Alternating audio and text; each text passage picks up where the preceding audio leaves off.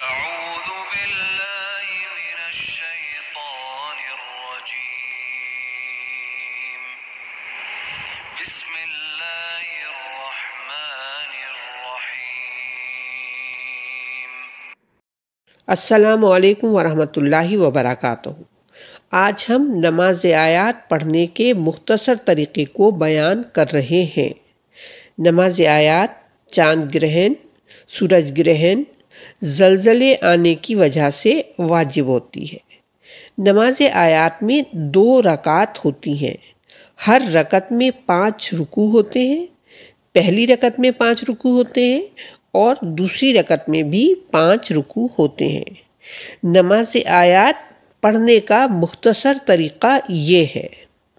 سب سے پہلے انسان نماز آیات پڑھنے کی نیت کرے، اس کے بعد اللہ اکبر کہے، اس کے بعد سورہ حمد پڑھے اور سورہ حمد کے بعد کسی چھوٹی سورہ کو 5 حصوں میں تقسیم کر کے پڑھے۔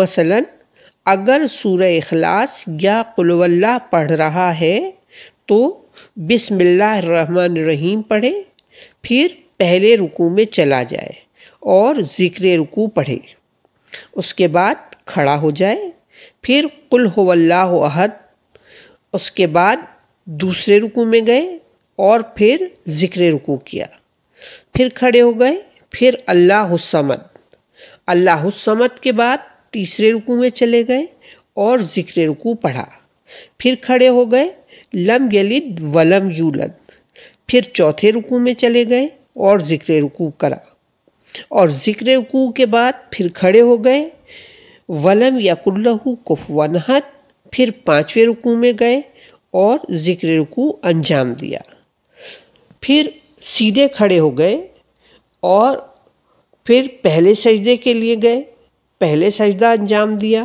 اور ذکر سجدہ اس میں پڑھا، پھر بیٹھ گئے، پھر دوسرا سجدہ کیا اور اس میں ذکر سجدہ پڑھا، اور اس طرح سے پہلی رکعت مکمل ہو گئی۔